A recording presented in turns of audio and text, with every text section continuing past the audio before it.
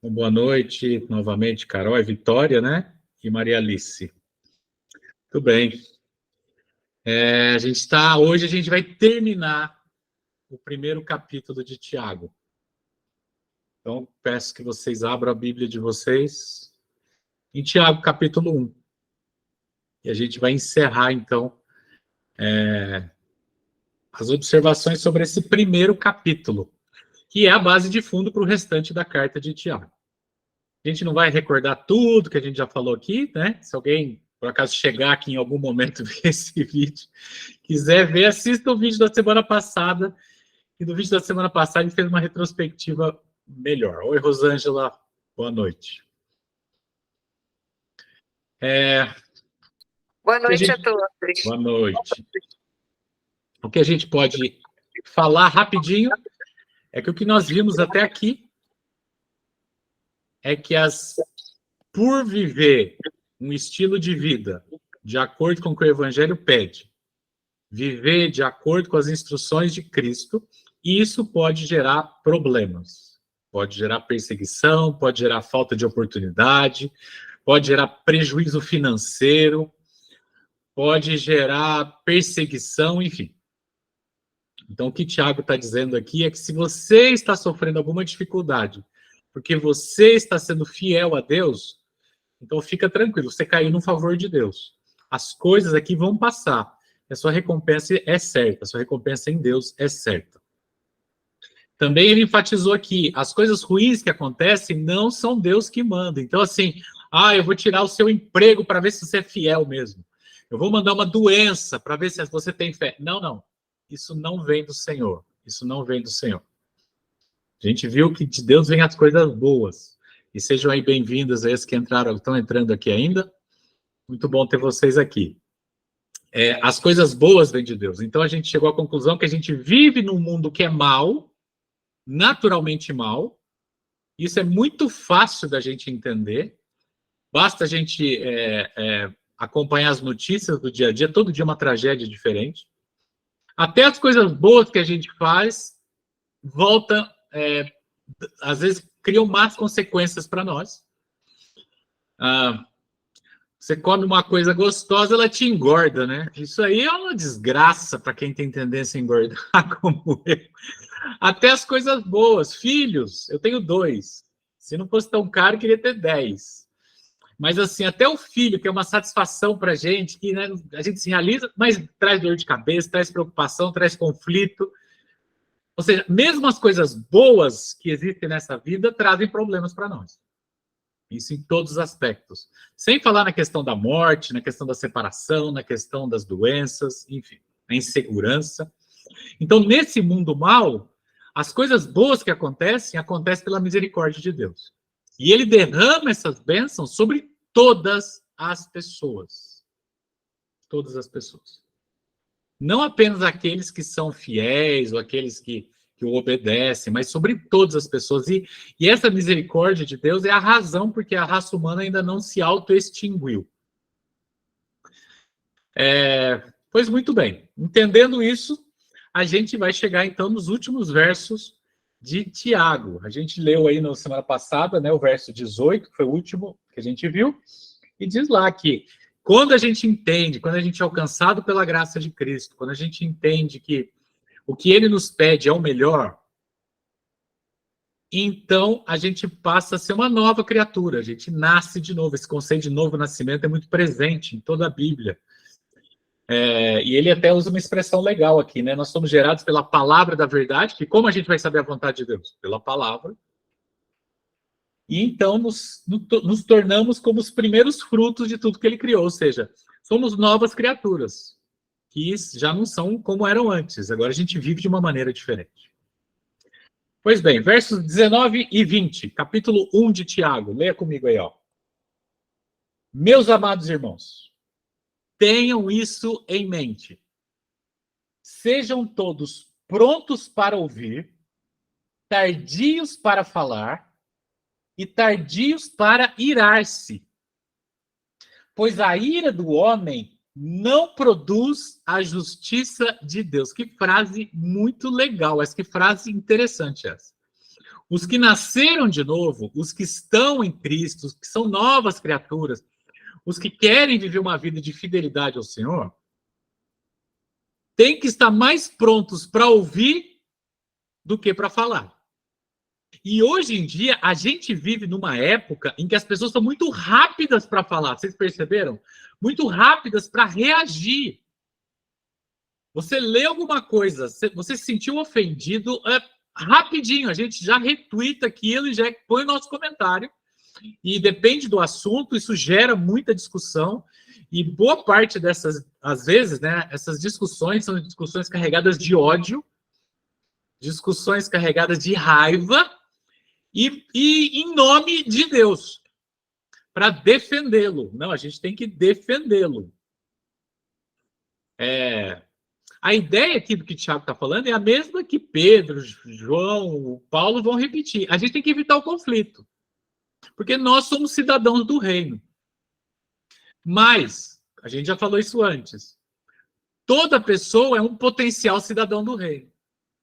Então a gente tem que enxergar as pessoas como potenciais cidadãos do reino. Agora, se a cada ofensa, se a cada ataque pessoal que a gente recebe, ou ataque à nossa fé, a gente revida de forma agressiva e até violenta, então a gente acaba criando barreiras. Muitos de nós se tornam, inclusive, exclusivistas. Se você não pensa como eu, você está condenado ao fogo do inferno. Hoje as pessoas, de forma geral, até com boa intenção, quando leem alguma coisa contra a sua fé ou contra o que elas acreditam, elas já reagem rapidamente. Mas o que o Tiago está dizendo aqui, sejam tardios em falar, prontos para ouvir, ouça primeiro, absorva, e depois você responde, mas sem pressa, sem afobação. E aí ele fala a frase, a ira do homem não produz a justiça de Deus. Ou seja, não é o meu protesto, não é o fato de eu ofender outra pessoa que está indireto ou diretamente atacando a fé que eu tenho, não é o meu grito, não é a minha reação violenta que vai trazer justiça. A justiça de Deus é diferente da minha. A ira do homem não produz a justiça de Deus. Eu atacar... mas a pessoa... Em todo carnaval acontece a mesma coisa, né? Tem alguma coisa aí de blasfêmia, de ataque aos valores cristãos e tal. E aí os cristãos se levantam e querem atacar e contra-atacar. Não, é contra o aborto, é contra isso, é contra aquilo, papapá. A ira do homem não produz a justiça de Deus. Não estou dizendo que você não tem que manter suas posições, que você tem que manter firme, manter os seus princípios. Não é isso que eu estou dizendo. Estou dizendo que a gente tem que se monitorar em relação à força com que a gente responde e a maneira como a gente responde. Eu li uma frase muito legal essa semana, e se alguém tiver algum comentário, tá, gente, que a gente vai verso a verso hoje, você levanta a mãozinha. Eu aprendi que tem um jeito de levantar a mão aqui, né? Tá bom? Eu vi uma frase muito legal essa semana. Um leão não precisa ser defendido. Você simplesmente solta o leão e ele se defende. A gente só prega a palavra e Deus se defende. Ele não precisa de mim para defendê-lo. Ele não precisa de você para defendê-lo. Quer ver que legal? Eu gosto muito dos versos que se relacionam. Abra sua Bíblia aí em 1 Pedro, capítulo 3. 1 Pedro, capítulo 3. E é muito bom quando a gente relaciona o que escritores diferentes estão falando, né? Para a gente ver que os ensinamentos bíblicos eles vão se amarrando. 1 Pedro, capítulo 3. Lá no finalzinho da Bíblia. Verso 14 a 17. Olha que verso legal. Vê se Pedro não está falando isso agora, para a gente hoje. Na época que a gente está vivendo hoje. Isso aqui é atemporal. Olha o que ele diz aqui. Acharam aí? Beleza, ó. Todavia, estou lendo na NVI, tá? Todavia, mesmo que venham a sofrer, porque praticam a justiça, o que Tiago está falando lá no começo do capítulo 1, vocês serão felizes. Não temam aquilo que eles temem, as pessoas que perseguem vocês. Não fiquem amedrontados. Antes, santifiquem Cristo como Senhor no coração. E olha agora.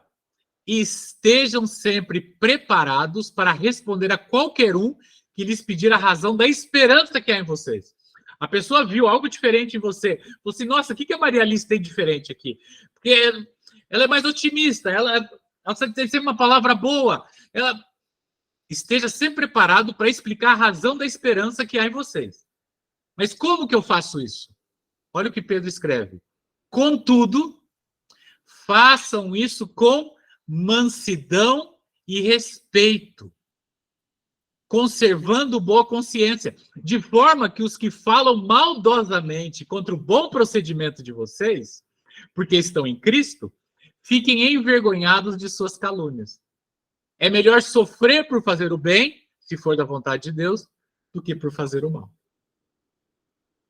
Então, assim, não é para responder, não é para retrucar, então as pessoas podem falar contra a gente. Não, não é isso.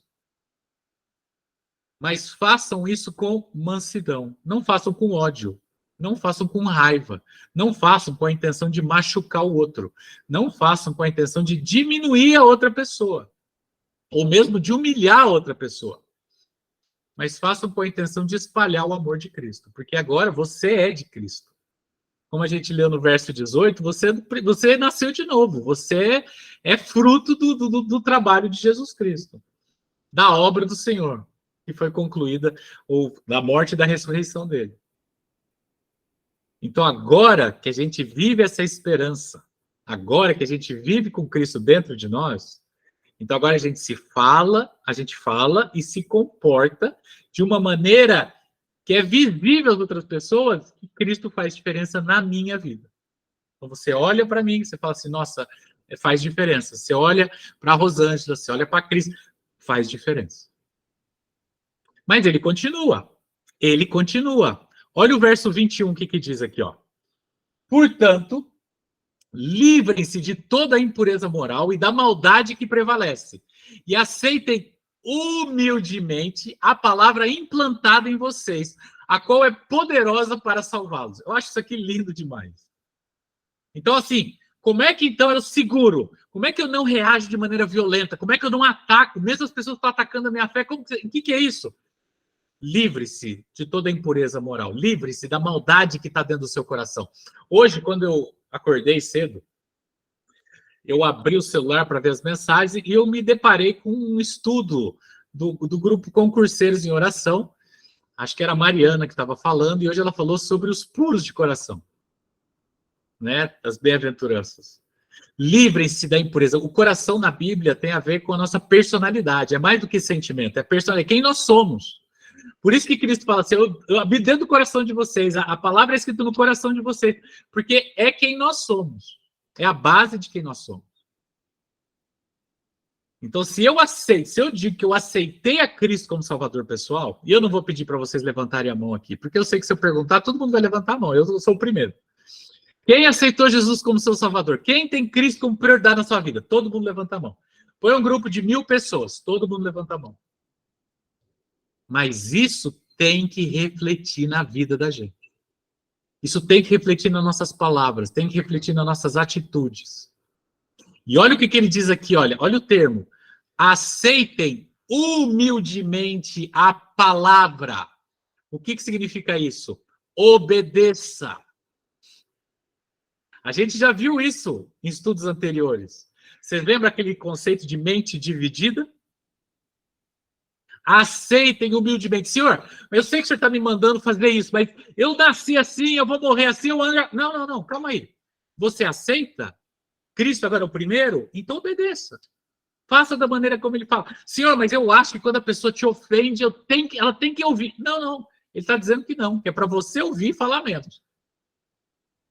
Você confia? Você tem fé? Vocês lembram que a gente leu lá no comecinho, lá nos primeiros versos? Peçam com fé, acreditando e principalmente confiando. Eu posso não compreender tudo que Deus me pede, mas eu não preciso compreender tudo, eu preciso obedecer. Nem tudo que... Os meus filhos estão maiores, mas nem tudo que eu falava para eles entendiam. Mas na minha concepção era o melhor que eles tinham que fazer naquela época.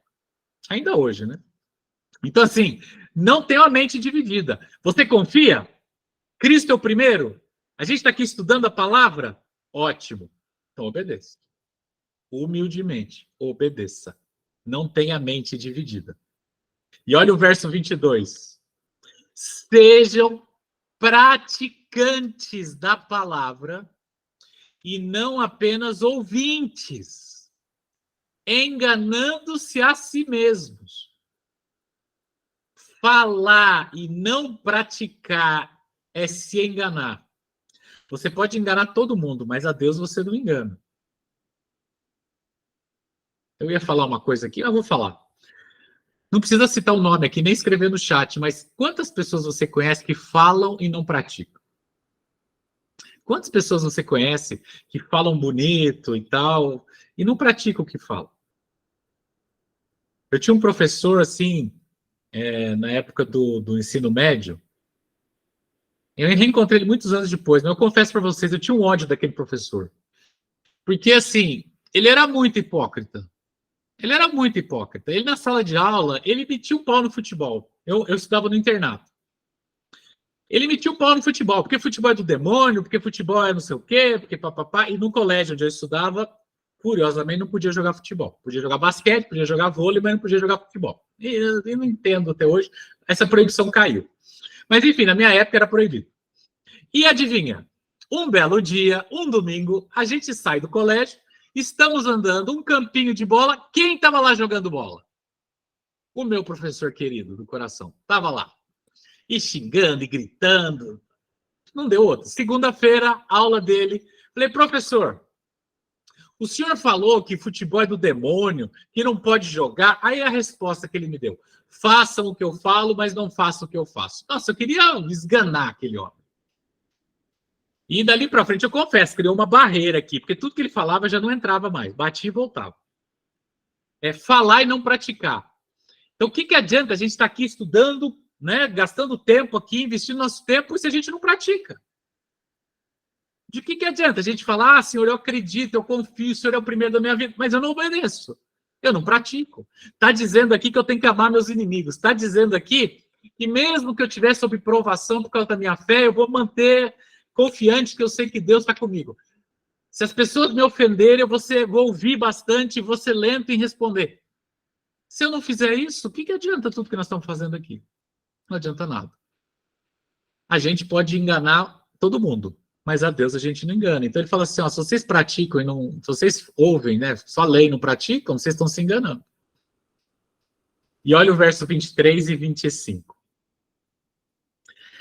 Aquele que... Agora é pesado, ó. Aquele que ouve a palavra,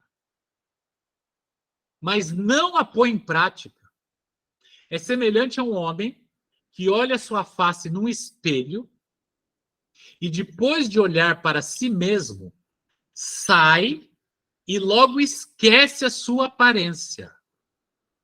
Mas o homem que observa atentamente a lei perfeita que traz a liberdade e persevera na prática dessa lei, não esquecendo o que ouviu, mas praticando-o, será feliz naquilo que fizer. Isso aqui a gente tinha que ler mais uma vez, e mais uma, e mais uma. A pessoa olha no espelho, é o que ele está dizendo aqui. A pessoa olha no espelho, se enxerga, mas logo ela sai e esquece. Vamos contextualizar, vamos trazer para a nossa realidade aqui, vamos traduzir isso daqui. A gente mergulha na palavra de Deus. Mergulhados na palavra, a gente descobre quem nós somos. Somos pecadores. Vamos aí na vibe das bem-aventuranças que vocês estão fazendo essa semana. Você descobre que você é pobre de espírito. Você descobre que por ser pobre de espírito, você chora, porque você reconhece que é pecador. Isso te torna manso. Porque você reconhece que você é dependente de Deus. Deus é santo e perfeito e eu não sou nada. Pobre de espírito. Eu mergulho na palavra. Eu reconheço que eu preciso da graça de Deus. Eu reconheço que eu vivo pela misericórdia de Deus. Eu choro, me arrependo, peço perdão. Mas quando eu fecho a minha Bíblia e quando eu saio para os meus afazeres diários, eu esqueço de tudo isso. Eu esqueço de quem eu sou. Eu olhei o espelho, vi quem eu sou, pecador, mas quando eu saio para os meus aparelhos, para a minha luta diária, eu olho para a Rosângela e falo assim, nossa, a Rosângela é pecadora demais. A gente não fala isso, mas a gente pensa isso. Ai, se ela fosse como eu. Ai, se ela fizesse o que eu faço. E a gente acaba diminuindo outras pessoas.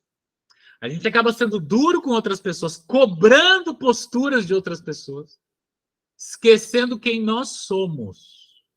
E, de repente, a gente acha que a gente não precisa de ninguém, e não precisa de nada. E nem de Deus a gente precisa, porque a gente é o cara. Então, a gente trabalha, a gente toma decisão, a gente não ora, a gente não clama, a gente não tem essa humildade de obedecer aos ensinos do Senhor. E isso se reflete nos meus relacionamentos. Tanto nos meus relacionamentos próximos, dentro de casa, quanto fora. E aí tem aquele famoso ditado popular que diz que santo de casa não faz milagre. E por que o santo de casa não faz milagre? Porque as pessoas de casa conhecem o santo. E sabe que esse tipo de santo não faz milagre nenhum. Não faz nada. Mas vocês que não me conhecem, que não convivem comigo, beleza. Vocês falam, nossa, esse cara aí é de Deus mesmo. Esse aí é do Senhor mesmo. Né? Mas, de repente, se vocês me conhecessem de verdade, vocês não estavam aqui me ouvindo. E talvez, se eu conhecesse vocês de verdade, eu não estaria aqui falando. Quando a gente mergulha na palavra, a gente vê quem nós somos. A lei de Deus serve para isso. Não serve para me salvar. A lei serve para mostrar que eu sou pecador, que sozinho eu não consigo, sou pobre de espírito. Mas de que adianta se quando eu fecho a palavra e vou viver a vida, eu esqueço quem eu sou. E aí eu acho que eu sou alguém. Eu acho que eu sou o querido de Deus. E porque eu peco diferente de você, me acho melhor que você. Lembre-se, Tiago está escrevendo essa carta para os membros da sua comunidade cristã. Como as pessoas devem conviver dentro da sua comunidade e como as pessoas devem conviver com as pessoas que são de fora da comunidade. Esse é o contexto aqui. Então, como é que eu convivo com meus irmãos de fé? Eu cobro muito deles? Não, eu tenho disponibilidade. Eu estou em todos os cultos. Ixi, mas a Carol, nossa, não pode chover. Ameaçou chover, ela já não sai de casa. E aí a gente vai lá na igreja, não sei se vocês são igrejeiros, se vocês frequentam alguma igreja e tal, e a gente vai lá na frente, pega o microfone e fala, ai, Senhor, abençoe aqueles que não vieram por motivo justo. Os que não vieram por motivo justo, porque os que estão lá assistindo Fantástico, assistindo a novela do Capeta, estão lá assistindo futebol e trocaram o Senhor por qualquer coisa, esses aí não. Porque, Senhor, eu estou aqui na sua casa, ó, olha eu aqui, ó, eu estou aqui. A gente não fala isso, gente, mas a gente pensa essas coisas. E a gente pensa, principalmente quando a gente vai julgar o outro. Tiago está sendo muito claro aqui. Olha para o espelho da palavra, olha para o espelho e não esqueça quem você é. Você é pecador.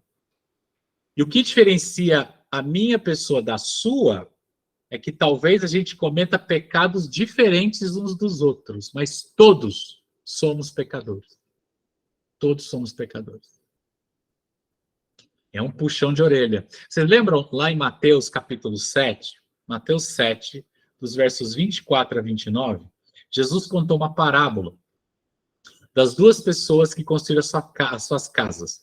Um construiu sobre a areia e o outro construiu sobre a rocha. E é tão legal isso que o Tiago está falando, a gente já falou isso várias vezes, eu vou repetir. Tiago, ele ecoa os ensinamentos de Jesus Cristo.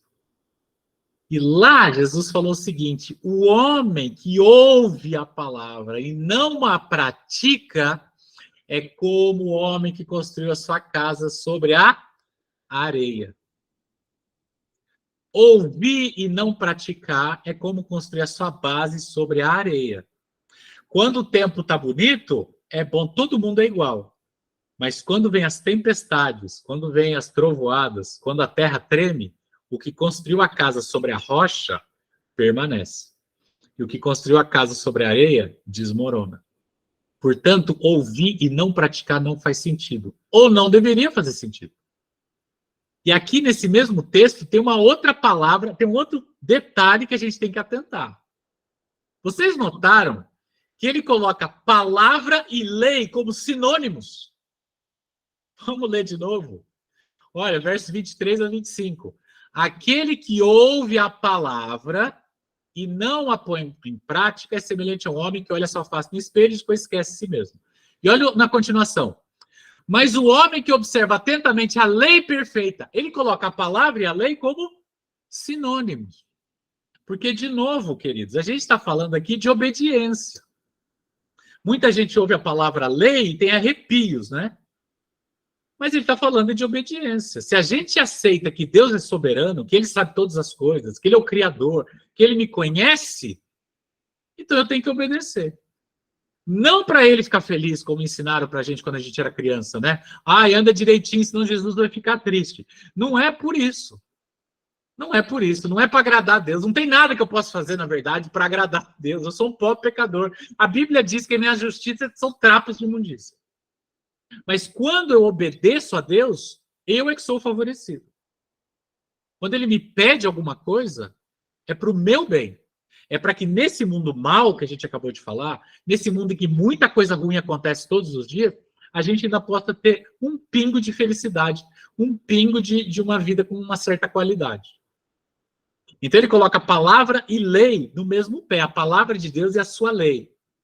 E quem entende isso é verdadeiramente livre.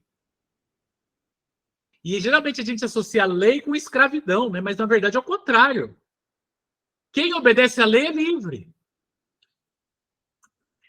Um exemplo aqui bem infantil, mas muito simples de entender. Se você é motorista e você tem a sua carteira direitinho, dentro da validade, bonitinho, você não tem medo de andar pela cidade. Você não tem medo de comando, de polícia. Você anda em qualquer lugar. Tá tendo um comando ali, e daí? Você passa. Se você tá fora da lei, aí você tá preso. Aí você tem que mudar o caminho, você tem que evitar aquele local, ou teu coração vem na boca, ou você começa pensando um monte de desculpa. Você tá preso. Se você tá fora da lei, você tá sempre correndo e escondido. Se você tá dentro da lei, mesmo num mundo como o nosso, você é livre. Você é livre para ir e vir. Vai em qualquer lugar. Obedecer à lei de Deus é estar livre. É estar livre do quê? Das minhas más tendências. É estar livre. Sabe aquela história assim? Não, eu nasci assim, eu sou grosso mesmo. As pessoas falam, eu rebato na hora, porque eu nasci assim, eu não mudo. Não, querido. Está dizendo aqui. Se você obedece o que Deus pede para você, está livre disso também. Você está livre das suas más tendências. Você está livre da parte ruim que existe dentro de você. Purifica o seu coração. Purifica o seu coração. E é o que a gente leu. A palavra implantada. Eu acho lindo isso daqui, né? A palavra implantada em nós. A palavra implantada em nós. Lá no verso 21, né? E aceita humildemente a palavra implantada em vocês. Lindo isso, né? Porque quando a palavra é implantada em nós, e ela é implantada no coração, então agora eu sou outra pessoa. E agora tudo que o Tiago está falando está fazendo mais sentido aqui. E aí a gente finalmente chega nos 2 últimos versos do capítulo 1. Se alguém se considera religioso, e aqui agora é outra pancada de Tiago. Se alguém se considera religioso, mas não refreia sua língua. Como seria bom se a gente pudesse arrancar esse verso daqui. Mas ele está aqui, não tem jeito da gente tirar. Se alguém se considera religioso, mas não refreia sua língua, engana-se a si mesmo. A sua religião não tem valor nenhum ou algum. A religião que Deus, o nosso Pai, aceita como pura e imaculada é essa. Cuidar dos órfãos e das viúvas em suas dificuldades e não se deixar corromper pelo mundo. Esse conceito aqui, ele vai desenvolver mais nos próximos capítulos. Mas ele termina, vocês concordam? Que ele termina como ele começou essa sessão? Falando da língua, do falar, da pessoa que é rápida em falar, fala sem pensar. Quando fala, já falei. Quem é casado aqui sabe e aprende a duras penas. Quem é mais sábio aprende com o erro dos outros, né? Mas os outros aprendem a duras penas. Quando a gente é mais jovem no casamento, a gente fala tudo que vem na cabeça. Numa discussão, vem tudo, pelo menos eu sou assim, eu era assim. E fala, e depois o que você falou não volta mais, não tem mais como buscar. E aí, guarda isso por anos, por séculos. E aí você vai ficando mais velho, você vai aprendendo, fala assim, eu tenho uma técnica comigo hoje. Quando eu quero responder alguém assim, eu respondo aqui, ó. E respondo e falo e ofendo e tal, e me acalmo, e ninguém fica sabendo, só eu mesmo. Só eu mesmo. Não precisei ofender ninguém para isso. E tem me feito muito bem. E eu consigo desabafar sem ofender ninguém. Sem ofender ninguém. Refreia a sua língua. Que religião que é essa que fala mal do outro toda hora? Que religião que é essa que fala da vida dos outros toda hora? Que religião que é essa que destrói as outras pessoas? A gente vai seguir num outro capítulo aqui que vai falar um pouco sobre isso. Que religião que é essa? A Bíblia usa essa palavra de fofoca como tem duas expressões. No Velho Testamento é como se estivesse comendo a carne do outro, como se fosse um canibal. E o outro como se tivesse, a palavra é mercantilizar mesmo, sabe? Negociando a vida do outro. A religião verdadeira, a religião de Cristo, isso não cabe. Isso destrói uma comunidade. Isso destrói uma comunidade. É por isso que seja mais demorado em responder. Ouça, processe. De repente você vai perder a vontade de falar. Não responda. Guarde a sua língua. Ai, senhor, mas eu só estou defendendo o senhor. Não, ele não está pedindo para ninguém defendê-lo. Ele não precisa que eu o defenda. Ele me chamou para ser a sua testemunha, não o seu guarda-costa. Não o seu guarda-costa. Então, qual é a religião que agrada ao Senhor, segundo Tiago? É cuidar dos órfãos das viúvas. Então, a gente tem que abrir orfanato e asilo. Não, o que ele está dizendo é que a gente tem que cuidar dos mais vulneráveis. Você lembra que ele falou que Tiago vai desenvolver isso no outro capítulo também. Falar sobre o favorecimento. A pessoa, o cara lá é mais rico, então vamos agradar mais, né? Ele pode trazer algum benefício para a comunidade. O outro lá é mais pobre, então deixa ele para as últimas fileiras. Não liga muito para ele. E aí você viu que teve uma ocasião que o Tiago fala assim, gente, tanto mais rico quanto mais pobre, no céu são cidadãos do reino iguais. Olhe para as pessoas como sendo cidadãos do reino. Sem favorecimento. Sem favorecimento. A religião prática, ou a religião, melhor dizendo, a religião verdadeira é a religião prática. É a religião que pratica o amor. O amor primeiro para quem? Para as pessoas que me amam? Não, amar quem te ama é beleza, que Jesus já fala isso também. Amar quem te ama isso é simples, qualquer um faz isso. Até os ateus fazem isso, até os corruptos fazem isso. Não. Eu estou dizendo para você amar, inclusive, aqueles que não podem te dar nada em troca. E aqueles cita os mais vulneráveis daquela época, os órfãos e as viúvas. De que adianta você estar na igreja sua ou vestir uma capa de santidade se você não pratica a religião? Assistindo aqueles que não podem te dar nada em troca. Assistindo aqueles ou ajudando aqueles que não podem te devolver nada. Pior, servindo aqueles que te ofenderam. Esse é o chamado. Praticarmos essa religião. Esse estudo que a gente está fazendo aqui é muito legal, muito bacana. Mas, se isso não gerar prática, se não melhorar o meu relacionamento, se eu não entender que dentro da minha comunidade de fé eu tenho que ser diferente, dentro da minha família eu tenho que ser diferente. Sabe aqueles parentes que vivem criticando a fé da gente? E falam, não sei o quê, você é isso, você é aquilo, você é escravo do pastor, você aquelas conversas todas. Se a gente não conseguir tratar essas pessoas com amor e responder com amor, e para que elas olhem para a gente e falem assim, nossa, Cristo faz diferença na vida dele, a nossa religião não serve de nada. De nada. Vamos ler 2 versos aqui para a gente encerrar. Hebreus capítulo 8, verso 10. Eu vou ler rapidinho aqui, tá? A Carol vai colocar o verso, depois você procura aí. Hebreus 8, 10. Diz assim, essa é a Deus falando, né? Essa é a aliança que eu farei com a comunidade de Israel depois daqueles dias, declara o Senhor. Porei as minhas leis em suas mentes e as escreverei em seus corações. Eu serei o Deus deles e eles serão o meu povo. Essa expressão, eu serei o Deus deles e eles serão o meu povo, aparece em Êxodo 20, antes dos 10 mandamentos. Eu serei o Deus deles, eles serão o meu povo, se a gente viver em aliança. E para isso, as leis de Deus têm que estar aqui, no coração. Por que no coração? Porque elas tornam quem eu sou. elas fazem tanta diferença na minha vida que isso se reflete nos meus relacionamentos. Jeremias 31, 33. Jeremias capítulo 31, 33. De novo, olha que legal isso. A gente saiu do Novo Testamento, vamos lá para o Velho Testamento agora. Essa é a aliança que farei com a comunidade de Israel depois daqueles dias. O mesmo texto, escrito por duas pessoas diferentes. Declara o Senhor: porei a minha lei no íntimo deles e as escreverei nos seus corações. Serei o Deus deles e eles serão o meu povo. Deus não muda, querido. Deus não muda. Isso é maravilhoso, porque não tem nada que eu possa fazer que faça Deus mudar. A gente reconheceu isso. Reconheceu que a gente é pecador, que a gente precisa da graça dele. Ótimo. Então a gente é uma pessoa nova, a gente é uma nova criatura. Então viva de acordo com os seus ensinamentos. Essa é a verdadeira religião. Praticar os ensinamentos de Cristo. Obedeça, mesmo que você não compreenda. Obedeça. E desfrute das bênçãos que ele tem para você. No mundo aí fora, a gente aprende que a gente tem que ser melhor que todo mundo, a gente tem que superar todo mundo, a gente tem que derrotar todo mundo. É assim que me ensinaram, pelo menos. Mas Jesus diz que a gente tem que amar todo mundo, independente de quem são as pessoas. Porque cada pessoa é um potencial cidadão do reino de Deus que custou o seu sangue. Que ele nos ajude e que isso seja o desejo do nosso coração e que isso molde e dirija a nossa vida todos os dias. Que Deus te abençoe. Amém? Acabamos o capítulo 1 de Tiago. Acabamos o capítulo 1 de Tiago. Os outros agora, a gente já tem uma base para seguir, vão ser um pouco mais rápidos.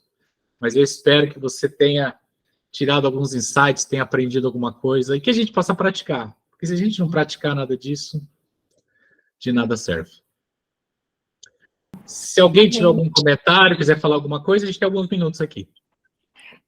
Wesley, você sabe que a gente está estudando, né, Bem-aventuranças no grupo, e tudo que foi falado nesses pouquinhos versos de Tiago revela todas as bem-aventuranças, né? Amanhã eu vou falar dos pacificadores e daqueles que são perseguidos, né? E eu poderia usar a tua mensagem, porque tem tudo a ver, né? O Tiago ali, na verdade, só estava reforçando o Sermão da Montanha. E esse negócio do Sermão da Montanha, eu acho que ele é extremamente fundamental e a gente gasta muito pouco tempo nele. Se você ler as 3 primeiras bem-aventuranças, você vai ter a nossa condição. E aí, quando você reconhece a sua condição, é um reconhecimento da própria condição. Aí você passa a ter fome e sede de justiça. As próximas 3 bem-aventuranças depois dessa são o resultado daqueles que reconheceram a sua condição e diz que tem fome e sede de justiça. O que acontece com eles? Eles se tornam pacificadores. E as outras consequências. Então, assim, a Bíblia é toda amarrada, o ensinamento é o mesmo, Deus não muda. E é repetido muitas vezes para que a gente possa aprender. E até foi engraçado, porque quando a gente resolveu fazer essa semana, a gente falou, as administradoras, né? Que vamos? Eu estava com aquele livro, O Maior Discurso de Cristo, aqui em cima, né? Gente, vamos falar. Até mandei para as meninas, usando ele como roteirinho. Falei, vamos falar das bem-aventuranças. Aí elas todas assim, Carol, a gente nunca tinha parado para pensar tanto. Parecia que a gente lê, né? É só uma palavrinha ali, seja assim, seja assado, mas o significado, na verdade, todo o evangelho está ali contido naquelas 8 bem-aventuranças. Rosângela? Sim. Quando você estava falando, veio um versículo na minha cabeça que eu usei muito assim no início, assim, na minha conversão, para entronizar, que é aquele que diz assim: aqueles que têm os meus aquele que tem os meus mandamentos e os guarda, esse é o que me ama. Aquele que me ama será amado pelo meu Pai, e eu também o amarei e me manifestarei a ele. Então, eu tomava posse desse versículo para que me trazer de volta, quando às vezes aquilo que você falou, no relacionamento em casa é mais fácil a cobrança, né? Não só mas nossa, com as pessoas. Uma vez eu falando com um pastor e a gente conversando alguma coisa assim, Aí ele falou assim, Rosângela, falando assim, eu me embate assim, né, com meu esposo. Aí eu falei, Rosângela, imagina como deve ser chato uma pessoa que fica o dia inteiro, o tempo todo, te repreendendo com a palavra. Então, para e pensa.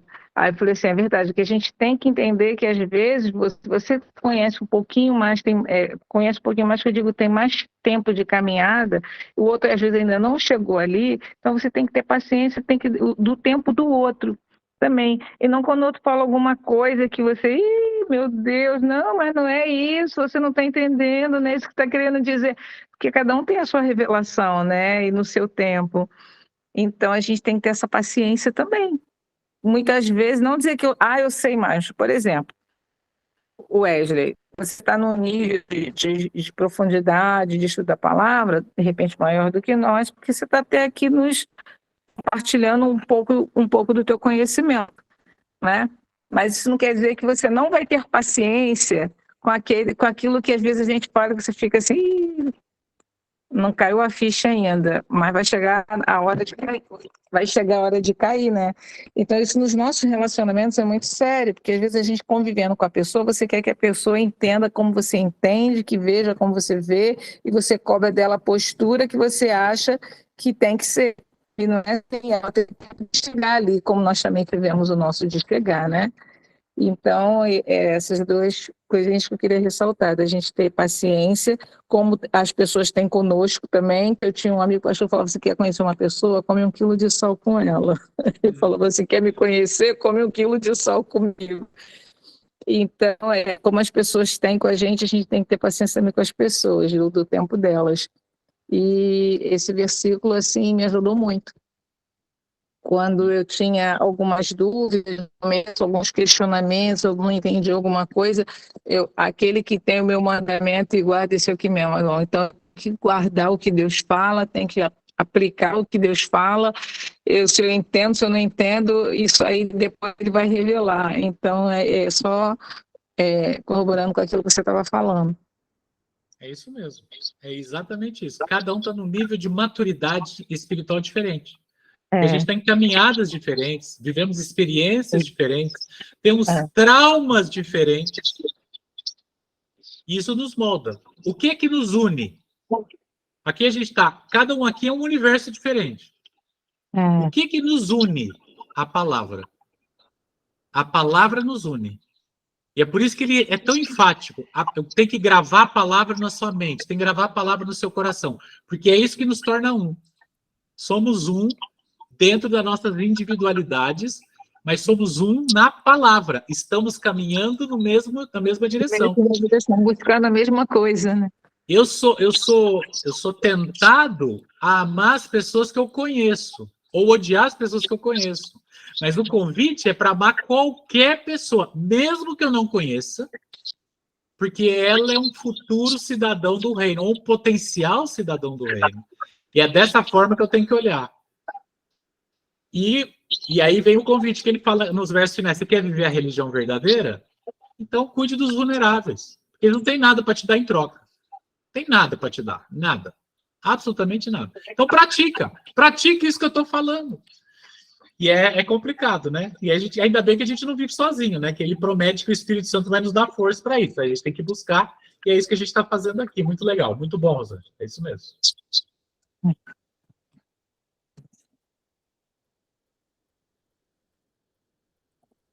É isso? Eu não estou, a Deisiane eu não estou enxergando. A Maria Alice, eu não sei se quer falar alguma coisa. Então, beleza. Então, tá joia. Então, terminamos o primeiro capítulo. Vamos agora avançar. E agora, tudo que a gente viu aqui vai servir de base para o que vem em seguida. Que Deus possa nos ajudar, que a gente possa praticar e que possa fazer alguma diferença na nossa vida. Conhecimento intelectual, qualquer pessoa pode ter. Até um ateu pode ter. Um ateu, aliás, tem ateus que sabem muito mais que todos nós somados juntos aqui. Conhece a Bíblia muito mais. O Satanás conhece a Bíblia muito mais que todos nós juntos aqui. Não é isso que faz a diferença. O que faz a diferença é conhecer, mas praticar. Praticar. E esse pode ser o nosso grande alvo. Praticar. E se a gente errar e cair, lembra que a gente pode se levantar e continuar a caminhada. O que a gente não pode é ficar no chão e desistir. Vamos orar? Querido Deus, obrigado, Senhor, por mais um estudo, obrigado por mais uma oportunidade. Que a tua palavra realmente possa ser escrita no nosso coração, Senhor, e que molde quem nós somos. A gente quer andar de acordo com a tua vontade, a gente quer andar de acordo com a tua instrução. Mas a gente é fraco, temos os nossos defeitos, o Senhor nos conhece mais do que nós mesmos. Mas em nome do teu Filho, Senhor, nós pedimos o poder do teu Santo Espírito, para que ele purifique o nosso coração e que a gente possa ser quem o Senhor deseja que nós sejamos. Que isso influencie nossos relacionamentos, que a nossa religião possa ser prática e verdadeira, e não só de teoria. E que dessa maneira a gente possa ser mais feliz, livre em ti, e influenciar outras pessoas também. Perdoa os nossos pecados, Senhor. Abençoa a vida de cada pessoa aqui, nas dificuldades que cada um tem também. Segura a nossa mão, querido Pai. É o que te pedimos em nome do nosso Salvador Jesus Cristo. Amém. Obrigado, gente. Obrigado pela paciência de vocês, pela atenção. Até o nosso próximo estudo, então. Até, gente. Obrigado, uma boa noite. Boa noite. Tchau, tchau.